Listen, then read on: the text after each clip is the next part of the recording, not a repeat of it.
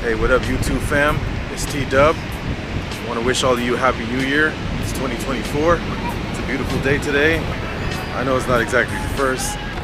I haven't uploaded in a while because I've had some personal things going on that kind of changed my plans overall, as well as just where I'm at, like mentally.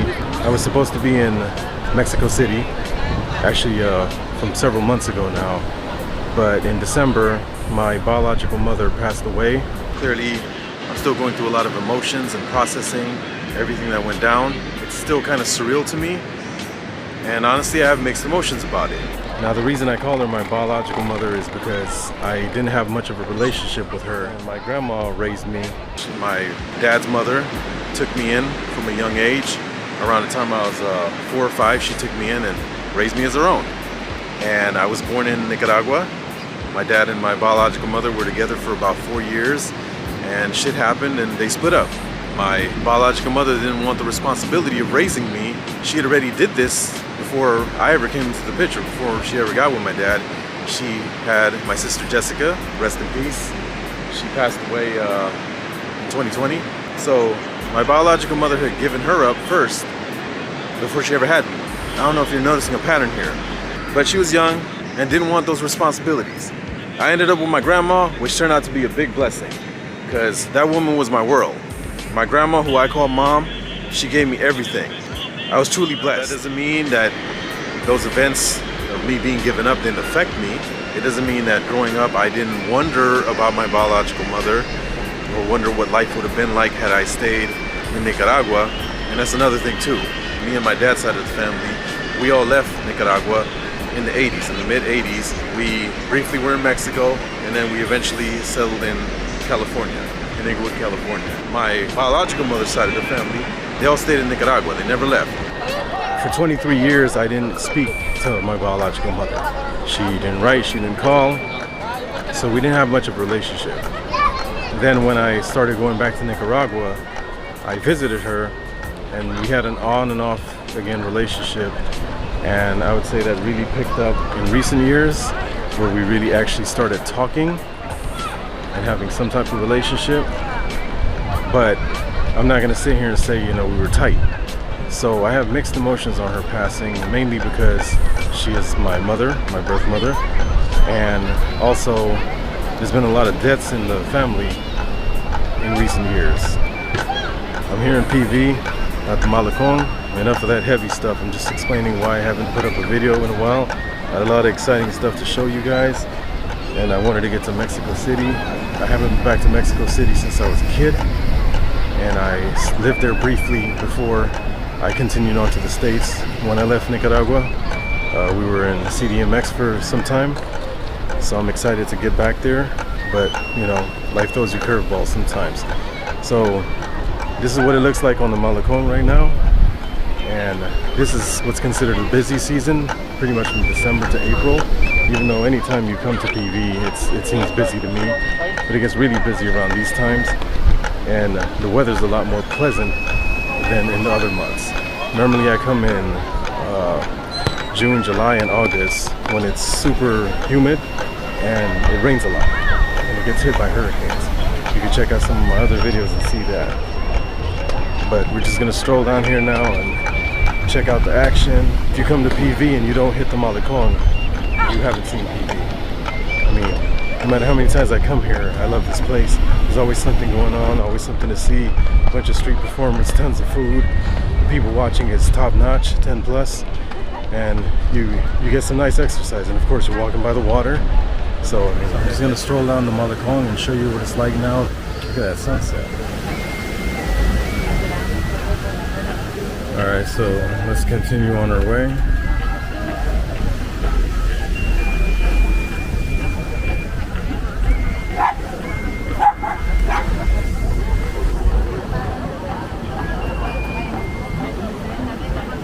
But everybody comes out here to the Malecón to hang out. I've always dug the statue of the guy eating the eggplant. There's all these cool statues along the Malecón.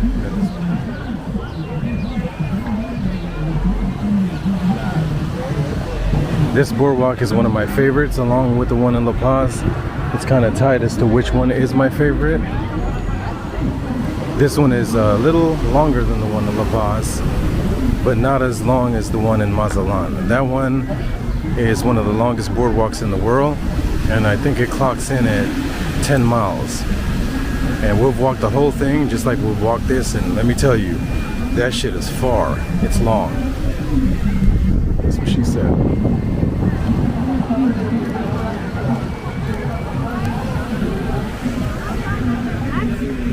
My advice, if you come to Puerto Vallarta and you want to walk the Malecón, either do it early in the morning before the sun comes up, or do it around this time, like starting at 6. Right now it's 7 p.m. and that way you can walk it comfortably. Right now it's a little humid, but it's not hot and the sun's not blaring down at you. My wife and I have done it in the hot blazing sun, and I do not recommend it. We were tripping, but you know, we were new to the town at the time and just exploring, but I don't recommend that.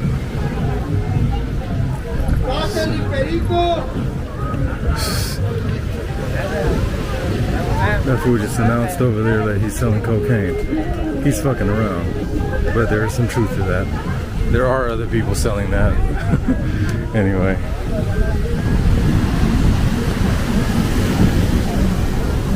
That sunset, man. My favorite thing is taking pictures and people watching and going for walks and just exploring the city. So the Malecón is perfect for that. So forgive me if I keep stopping every now and then and marveling at the beauty of the water, the sunset, people, or just anything that catches my eye. And so you'll see all kind of stuff and characters as you walk along here. It's just a really nice place and it's safe. I've never had any issues here. I mean, in PV, period. I've never felt unsafe. Like any city, I'm not saying things don't happen or you don't gotta watch your stuff, but it's a pretty fucking chill place. Even Mazatlan and La Paz is chiller than both of them. But for a big touristy town, it's pretty damn chill here. It's pretty damn relaxed. See, like right now there's a nice breeze going. If you came out here earlier in the day, forget it. It'd be hot, humid, muggy. The heat is stifling. Again, it's still not as bad as Nicaragua, Costa Rica, Guatemala, or any of them Central American countries, even down in Oaxaca or Chiapas, but it's still pretty hot.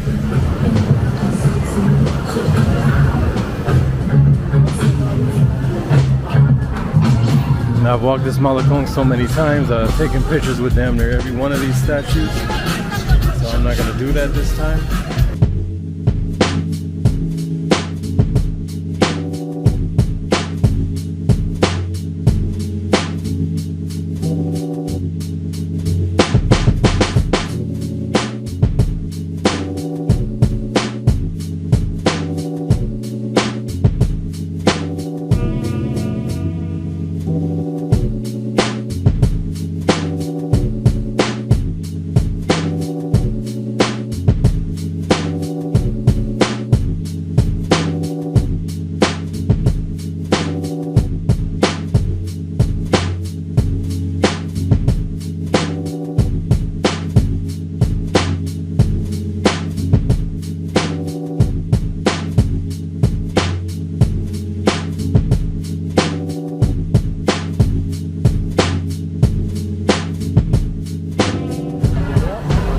This fool's passed out.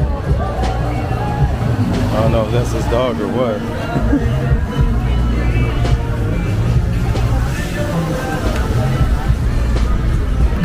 Mucho cerveza. These monuments are pretty fucking cool. They totally remind me of something from Hellraiser, the Clive Barker movie, for those of you that don't know. I mean, I'm a filmmaker, so I know about damn near every movie that's ever existed, even shit I don't watch. And I gotta remember that not everybody's a film buff like me, so I would assume everyone knows what Hellraiser is, but for those that don't. And as you see, you have a bunch of restaurants here. A lot of them are, you know, touristy places that attract Americans. Like the first time we came here to Vallarta, there was a place that we ate at but it was terrible. It was one of the worst dining experiences I ever had. Now, to be fair, it was late. They were the only place open. We were starving. We just got off the bus. We just got into town. And normally I don't eat at places like this because I already know that they cater to tourists. But we took a chance, and the chance was not worth it. The food was cold, overpriced, the service was crappy, and I've never went back. And I've ate at one other place on the Malecón, which is a Cuban place. Same thing, the food was not that good. It was overpriced, and the views were good. But I've had much, much, much better Cuban food in LA, and definitely in Miami. And hopefully one day I get to visit Cuba and have the food direct.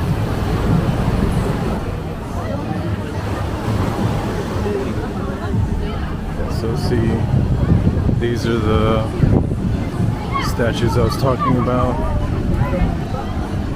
It's pretty cool. You're good. Yeah, again, it's a Sunday, so all the families are out today. In Mexico, that's a big thing. Actually, in Latin America, period. Families will come out and hang out on Sundays when most people are off work. Alright.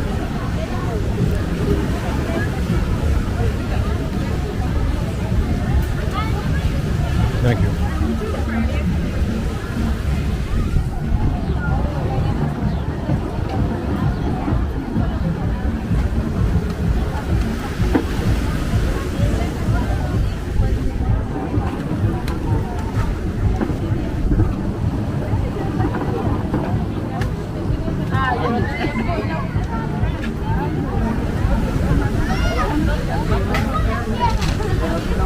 So as you can see, we've been walking for about 30 minutes already, and we still haven't scraped the surface of the Malecón. It's pretty wide, pretty far, and pretty long. Again, it's not as long as the one at Mazatlan, but it is longer than the one in La Paz, and it's pretty damn lengthy.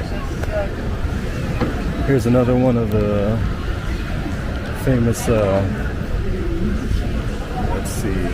another one of the famous monuments they have. A lot of people like to climb this one. My wife and I have done it too. You climb up there and you can take a picture like these kids are doing. It's pretty fucking cool. I just love the monuments out here.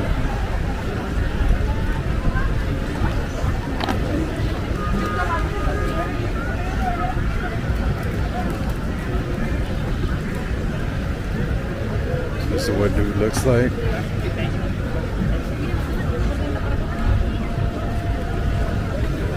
Anyway, that's some shit out of a horror film. I dig it.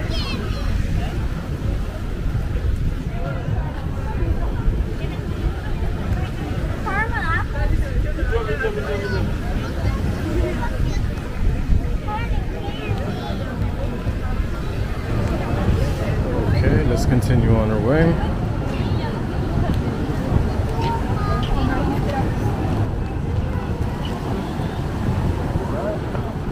So as I said in the beginning of the video, the last time Nicole and I were out here, we stayed for about 2 months in Vallarta, and the town got hit by a Category 1 hurricane. It was called Hurricane Nora, and the winds were like 85 miles an hour. We were in PV the whole time. The road ended up getting washed out to Mazatlan, so we got stuck here for a while. And I was very impressed though at the resilience of the people here in Puerto Vallarta and of the government, and how quick they were to repair things and to restore services. We were out of water and not so much electricity, that came and went. I mean, there were some intermittent issues, but the water was out for 3 days. I remember that clearly. And they got everything going again pretty quick. It's not like stuff I've seen in the US and in some other parts of the world where a hurricane hits and it takes forever to get things going again. And unfortunately, 3 people lost their life, 2 of them in this town. And the damage, it was bad, but it wasn't as bad as it could have been. And I don't like saying statements like that, because damage is damage and loss of life is loss of life. And if you lose your house or your property, it means everything to you. So I'm not gonna sit here and downplay that. We lived through that shit. All right, so up ahead is gonna be the Puerto Vallarta sign, which at any time of the day you come out here, you're gonna find people lined up, taking pictures. And I'm amazed my wife managed to get photos with the sign, in front of the sign, where there's nobody else in it. And when I tell you it took us hours to get that. And yes, we stood around because we're photo people and we wanted a good picture. It's like, hey, we're in Vallarta, fuck it. I don't want a bunch of motherfuckers in my picture.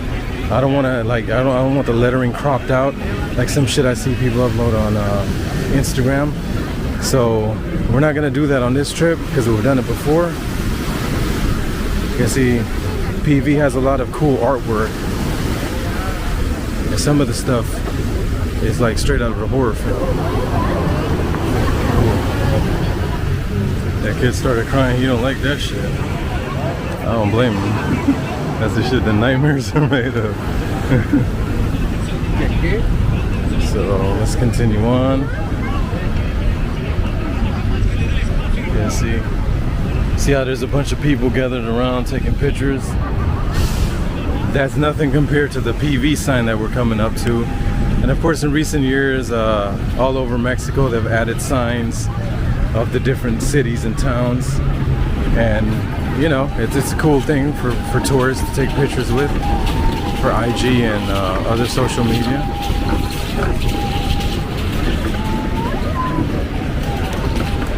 But yeah, you see how many people are out here?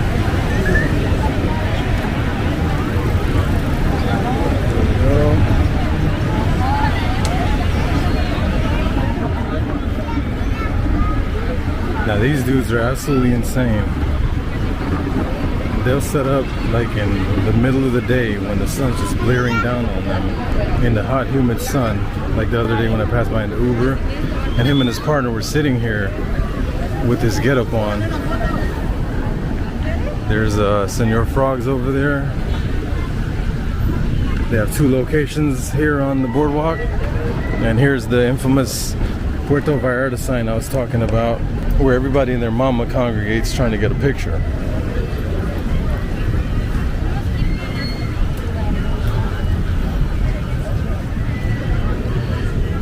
And I understand everybody wants a photo with this, and that's not my beef, because obviously I wanted a picture with it. My beef is that people will cut you, and there's never any like rhyme or reason when it comes to people waiting for their next turn. Like, see how this couple's taking a picture? Like right now you see there's a guy over there where the P is at, and people just randomly walk in front of your camera, jump in front of the lettering, or jump into your picture, and it's just complete chaos. So it's just pandemonium. It's a madhouse. Okay, so now we're at the midpoint of walking the Puerto Vallarta Malecón, which is the boardwalk. So it's starting to get toasty. There's a lot of people out here and the humidity's kicking up again. And that cool breeze I was feeling back there, I'm not feeling anymore. So let's continue on.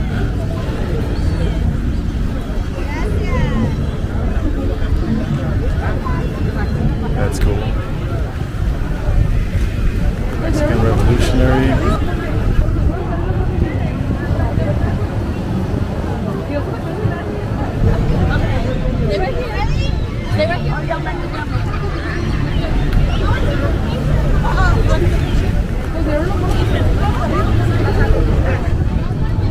Grandma's posing with her gun.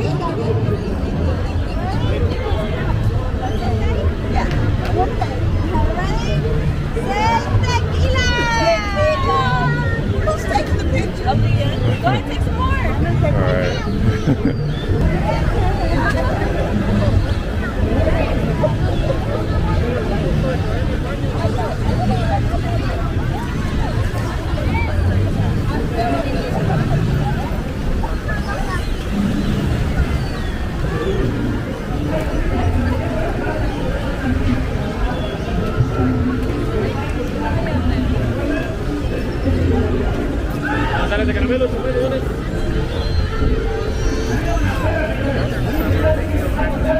That guy's really tempting me with the candied apple with the chamoy coating.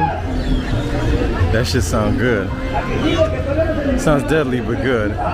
So here you have the arches in Puerto Vallarta, Los Arcos, where they do a lot of live performances. During COVID, where they were closing down bars, all the like gay nightclubs and stuff, and all the nightclubs in general, because of the trying to prevent the spread of COVID, they still would have this place packed full of people while doing shows every night. And you see they huddle up together, and right now there's not as many of them as there normally is. And it was just one of the many COVID regulations that made no goddamn sense. Because you're closing nightclubs and making people social distance, but then you allowed stuff like this to be open. It just made no sense. Anyhow, those days are over now, thank goodness. And people can go back to doing whatever the fuck they want to do. And that's as much as I'll speak on that right now. Anyhow, this is one of the most beautiful places I've ever been to, and I've been to a lot of places. But Vallarta has a really nice mix of tourist infrastructure, but also feeling like an actual Mexican city. Now that's assuming you don't stay in Nuevo Vallarta in the hotel zone. I've never stayed there. I have no desire to stay there. I'm talking about the Zona Romantica, the Central, you know, the old Puerto Vallarta, where the Malecón runs along. That has a nice mix of old world feel mixed in with like a bit of a bohemian Mexican town. It's a fusion. It's a fusion town. That's the best I can put it. So if you're a tourist and you like touristy shit, you can find it. If you're a traveler and you're looking for the real Mexico, you can find that too. You just gotta know where to go. And there's stuff for every budget range, from dining to lodging. You don't have to spend much here. Like right now we're in an Airbnb and we're spending about $22, $23 a night. And that's pretty much what we've spent every single time. Even when we've gotten a hotel, I think the most we've ever spent here is $30 a night. Yeah, it's not the Hilton or the Ritz-Carlton or any of that bullshit. I don't stay in places like that. But it has a bed, a bathroom, it's clean, it's safe, and it's centrally located. And like the place we're at is 1 block away from the beach for $22 a night. Get the fuck out of here.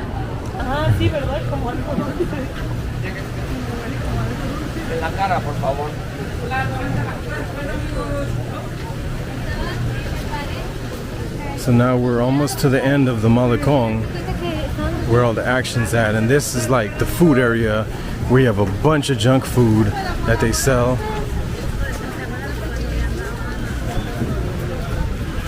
Now personally, I've never really ate anything from here, not because it's not good or nothing, or it doesn't look good. It's just normally by the time I make it to this point, I've already ate. You have like hot dogs, hamburgers, you have tacos, it's Mexican junk food.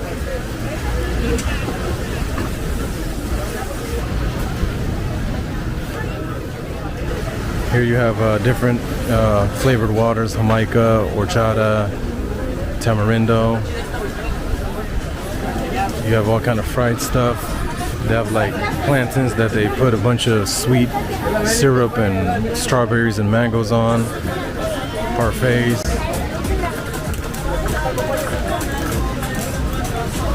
All kind of fried stuff, shrimp. They have the tosti locos, corn on the cob, elote entero, which is one of my favorites. Takes me back to my days as a boy in Nicaragua and my time when I lived in Mexico City.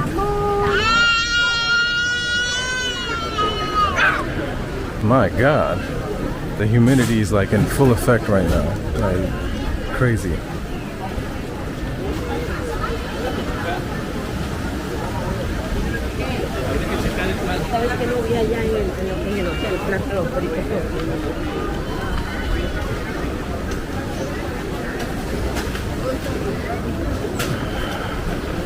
So yeah, there's no shortage of junk food or stuff to eat.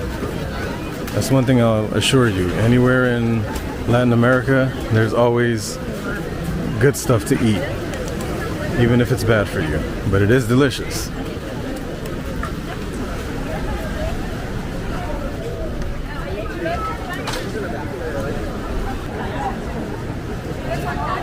Over here you have the pie spot with all the cheesecake and pie and croissants and muffins.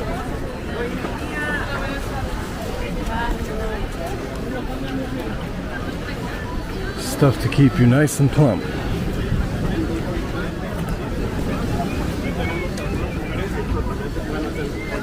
Here they serve crepes, crepas, which is another one of my favorites. Of course, ice cream.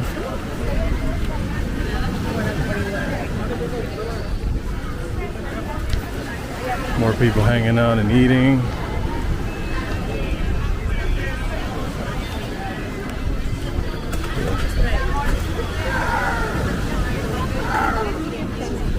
Okay, so this is the final stretch. Like in this part, a lot of the vendors die out. We passed the food section now, and now it's mostly the boardwalk. Actually, there's more vendors set up here. This wasn't here last time I was here, but there's not as many as where we just came from. And then you cross over the bridge that crosses over the Rio Kuale, and that river during the hurricane was completely flooded out. And a lot of the houses that collapsed and stuff was caused because of that river overflowing and flooding. And that's one thing about PV. When it rains, even just a little bit, the streets get flooded. Again, this is a colonial town with architecture dating back to like the 1600s, and they have cobblestone streets. And yes, it adds photogenic authenticity to the town, but when it rains, it's not designed for that. So the streets are flood real easy. Reminds me of Granada, Leon, and Esteli in Nicaragua. When it rains, those places get flooded really, really easy. So see this part, you have people selling a lot of tourist trinkets and stuff, necklaces, chains, jewelry, souvenirs, and you even have some shops over there. Like, shit, this should smell like Cali. Motherfuckers are smoking the Bombay. I once got accused by the police here of smoking marijuana on the beach, even though it was a cigar. It was a Nicaraguan cigar. I'll talk about that some other time. It's quite an ordeal. But, you know, eventually they let me go after I made them seem like idiots. But I see people openly smoke weed here all the time. Look at this little girl. Talk about Netflix and chill.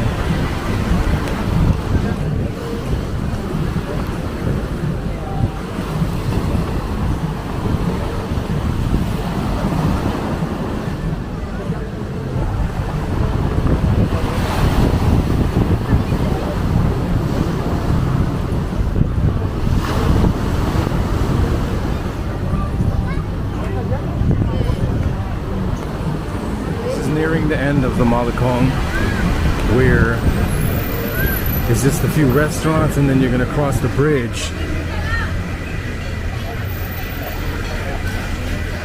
over the river. Just making churros. That looks good. It smells good too. So you're gonna cross this bridge and the Malecón will end finally. So where we started walking, it's at the beginning where the McDonald's is. And yes, there is a McDonald's on the Malecón. And yes, me, the Nicaraguan American, ate at it. It's way cheaper than the States and it tastes better. That's just my opinion. I was in a rush today and I wanted to do this video, so I ate a Mickey D's. It is what it is. Don't judge me.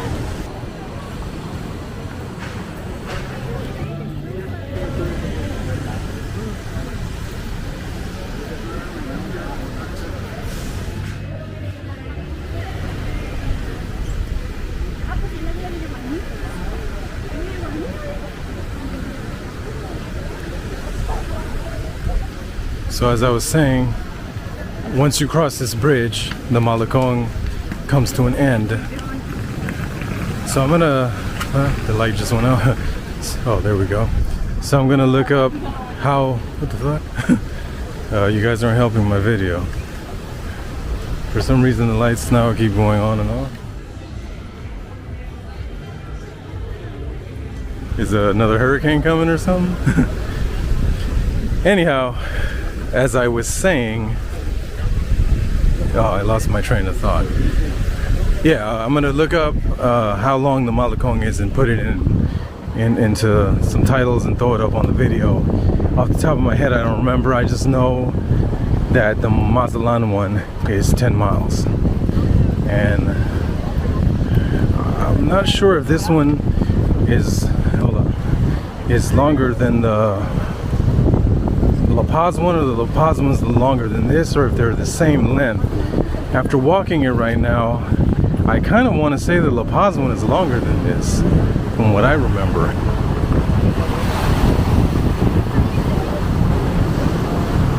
So see, we're on a bridge right now, and the river Kuale feeds into the Pacific Ocean.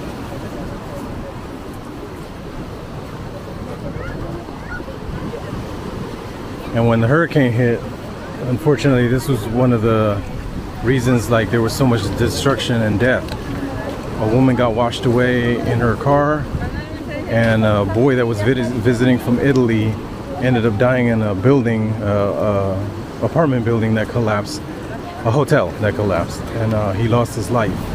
And it's because this river flooded.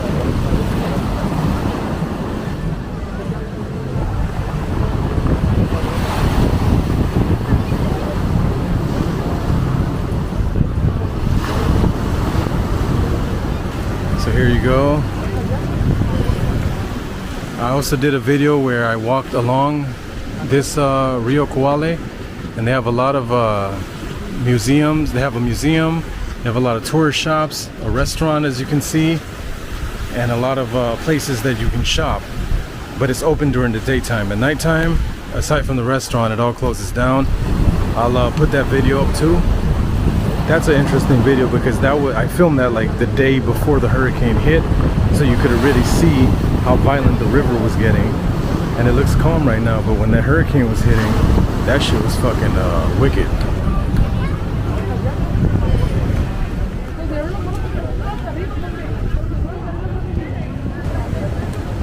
So there you go.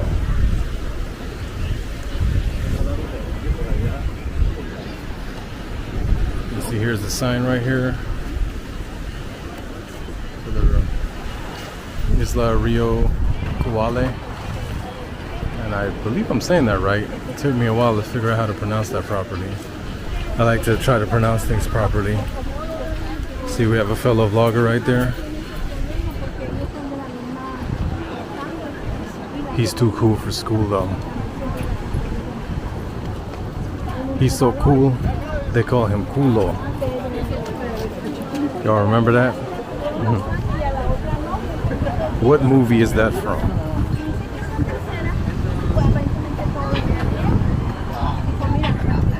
So people sit here, chill on the benches. There's a nice breeze that blows up here. So I see why a lot of people hang here. People sell, you know, donuts and snacks. There's an empty bench right there.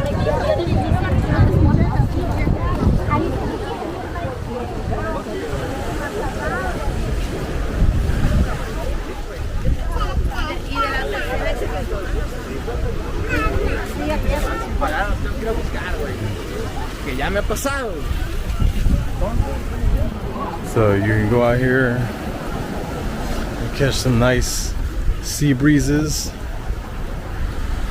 and of course a nice view. Watching the sunset here is pretty chill. They do a 4th of July fireworks show here, and yes, they do a 4th of July fireworks show in Mexico. Since a lot of Americans visit here and live here, they do that. And it's a really good show, and if you watch it from here, you get some pretty sweet views. And every night around, let's see, what is it, 8:30 now, around like 9, they'll do a little mini fireworks show. Some nights it's bigger than others, but this is a really cool spot to see the sunset or the fireworks show, or just to fucking mac it up like dude's doing, and just enjoy the scenery and the cool breeze. Get away from the heat and the crowds. All right, feels good, huh? Is this new? No.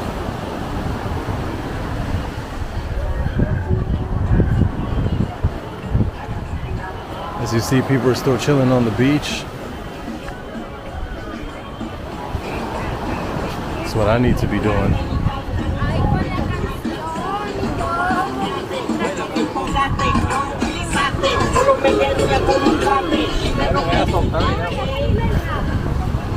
And I know this video's probably went on for quite a while now, but I promise you, we are finally at the end of the Malecón.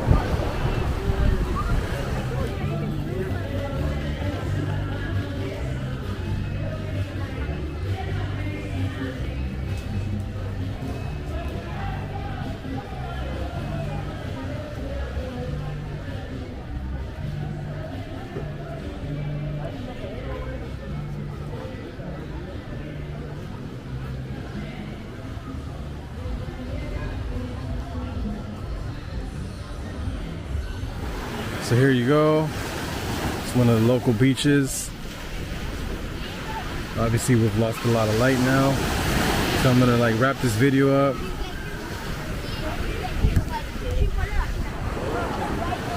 So that's it. That's the Puerto Vallarta Malecón. And I just wanted to give you guys an idea of what it's like out here right now. Again, this is one of my favorite towns. I'm actually considering moving here. That's how much I like it. And so I just, you know, hope you guys come down and visit and check it out. Or if you're just curious as to what life is like here, or, you know, what you can do out here, check out the video. So I'm gonna go now and get some caffeine, because I haven't had any caffeine all day long, which is a travesty. Que horror. TW Unplugged, peace out. Off of Madero, right next to this OXXO, there's this little restaurant stand. It's not quite a truck, but they serve some of the best crepes I've ever had. Tacos, burritos. It's taco time. Anyway, I've been coming here since I first visited Puerto Vallarta, and again, they make some of my favorite crepes anywhere. I highly recommend this place, and it's very affordable.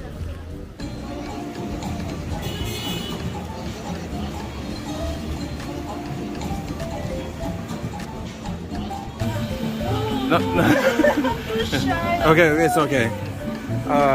If you're ever in Puerto Vallarta, right here by the Malecón, it has one of my favorite places that makes crepas and burritos, and the shrimp tacos are really good too. This is the owner.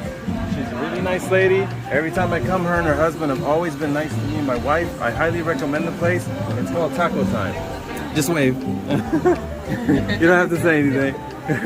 I understand. I'm shy sometimes too. Okay. Thank you. Appreciate it. So it's right here, right off the Malecón, and it's right next to the OXXO, which is over here. So it's right next to the OXXO on the Malecón.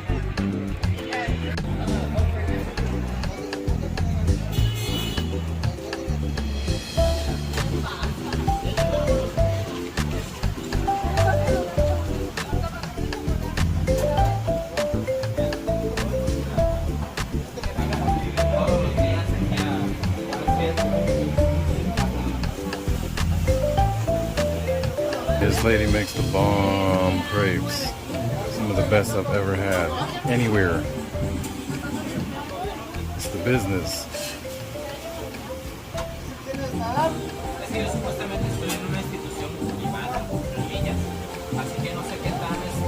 Oh yeah, spread that shit. Spread it. Shoot that lechero on that baby. Now we're in business.